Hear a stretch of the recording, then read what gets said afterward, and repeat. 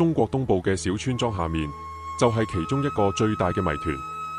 喺1992年，有個農夫排水咗一個已經存在咗幾代人嘅池塘，然後發現咗一個通往人類手雕刻出嚟嘅無可能世界嘅門口，但係冇記錄邊個、點解或者點樣建造呢個世界。村民發現咗一個巨大嘅房間，雕刻得完美，牆身光滑，柱子高聳。好快，更多嘅池塘被排走，露出咗24個咁嘅洞穴，每一個都好大，每一個都係精確設計，但係歷史完全未知。呢啲就係龍游洞，一個廣大嘅地下群落，但係冇古代文獻提到佢哋嘅建造。入面啲洞穴有相同嘅結構，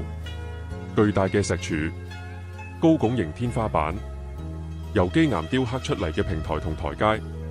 同埋牆身上面有完全平衡嘅剪刀痕跡。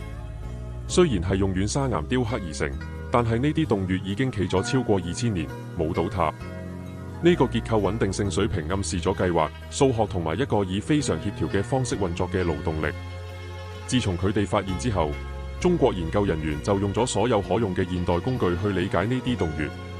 3D 激光掃描顯示牆身係出奇地均勻，剪刀痕跡遵循一致嘅角度同間隔，好似係用標準化嘅方法引導咁。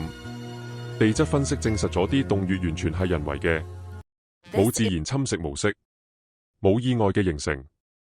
工具標記研究顯示，洞穴係用金屬工具雕刻而成，同秦末或者漢初一致，大約係公元前200年至公元100年。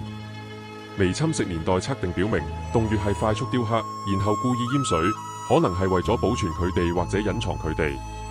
但最大嘅謎團仍然存在，點解一個古代社會會投入幾千個工人嘅勞動力去雕刻出呢啲巨大嘅房間，只係將佢哋封喺水下面？學者提出咗幾個理論：軍事儲存，但係冇任何人居住或者要塞嘅跡象；地下採石場，但係表面做得太乾淨，冇粗糙嘅抽取痕跡；儀式綜合體，可能係一個精神或者宇宙學計劃嘅一部分，但係冇任何雕刻、祭壇或者碑文支持呢個。精英定係帝國項目？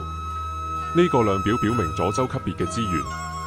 但係點解秦朝或者漢朝會建造一啲咁紀念性嘅嘢，而從來都唔提呢件事？每個解釋都會留低更多問題。